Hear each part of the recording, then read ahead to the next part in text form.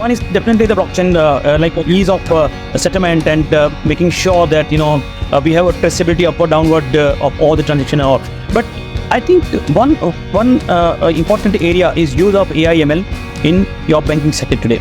Well, the chatbot and all kind of interactive tools we have seen in past for the customer interaction. Fraud, security are major area where AI/ML has to be deployed, because today the ecosystem is interoperable. And when you are, what I mean by interoperable, that when you are you are doing a transaction in one bank, and one bank is impacted because of data breach, possibility of that proliferation on other bank is too high. Now, if the AI/ML is there, at least that that can give a predictability about the trend, looking at the spike of transactions, looking at the behavior pattern of number of transactions, and there is a huge potential of adaptive learning during the flight of transaction itself. So that can help to predict the probability of genuinity or fraudulent transaction then and that itself going before it is approved by the bank. So that is one part where fraud risk management is one part where I see a lot of technology innovation likely to come. Second come from the security point, because the cyber security is something so much so dynamic, where in today's time almost nearly about 1 million new virus, Trojan, kind of malware born every day in the cyberspace. Nobody is capable to identify each and every newborn baby and create a vaccination and try to prevent. So active defense has become necessity for anybody who is running with the technology, and that active defense will need a lot of innovation, a lot of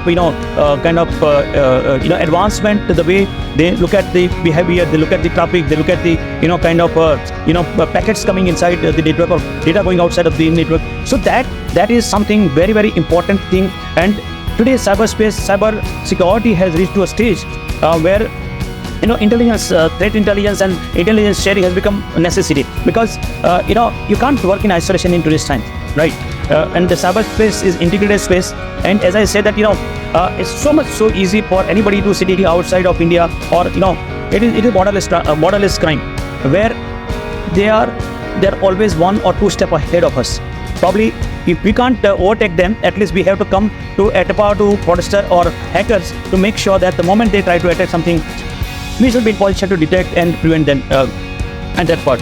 The other part is in terms of focus area would be privacy, because there are 2 new acts coming in India, which is data protection DPDP, and there is a new proposed law called DIA, Digital India Act 2023.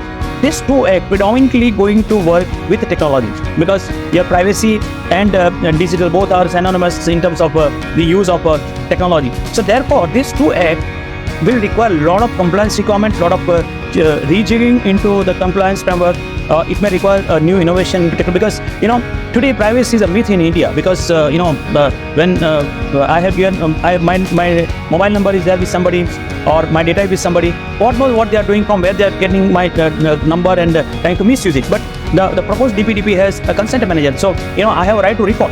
Now all these things are a little complex, and the way we are having so much of digital kind of proliferation, or the way it is inculcated in our life, naturally that will require a lot of innovative way to come, because laws, and especially the newer laws, DPDP or DIA, are not that you can relax, enjoy, and over a period of 2, 3, 4 years you will comply. No, it is not going to be there.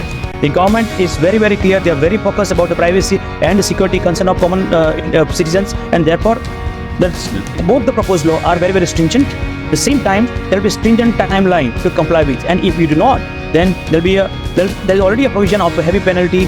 It can impact to your global reputation as well. So naturally, the focus area, or one can say about coming time, we see a lot of innovation and investment will go into compliance framework.